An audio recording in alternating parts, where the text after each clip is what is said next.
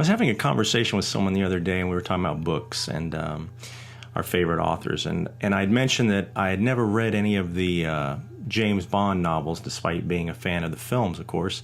I never read any of the Ian Fleming novels, and their comment was something along the lines of, well, yeah, the books are, not great writing, but I love the movies too.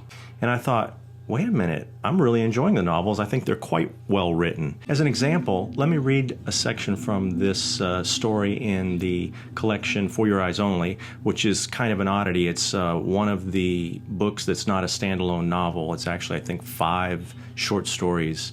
Just let me read you this little section describing a villain killing a dispatch rider on a motorcycle on a lonely patch of highway, and see what you think.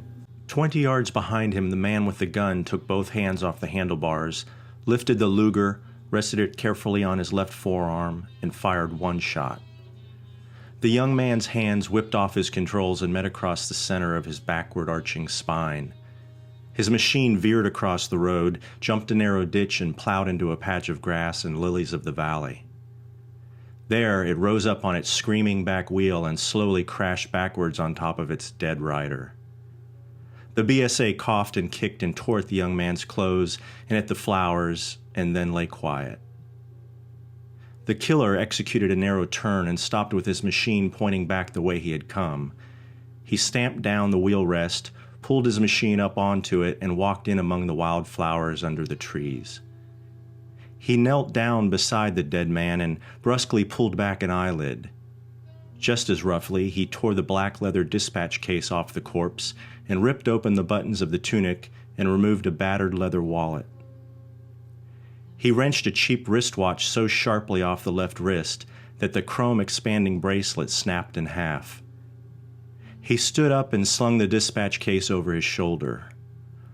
While he stowed the wallet and the watch away in his tunic pocket, he listened. There were only forest sounds and the slow tick of hot metal from the crashed BSA.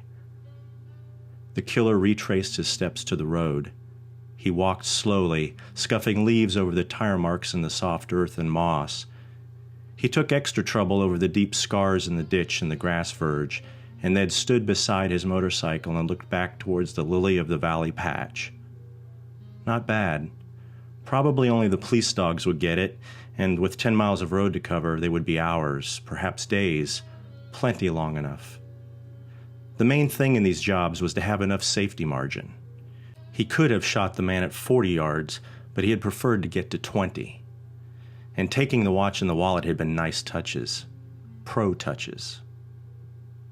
Pleased with himself, the man heaved his machine off its rest, vaulted smartly into the saddle, and kicked down on the starter.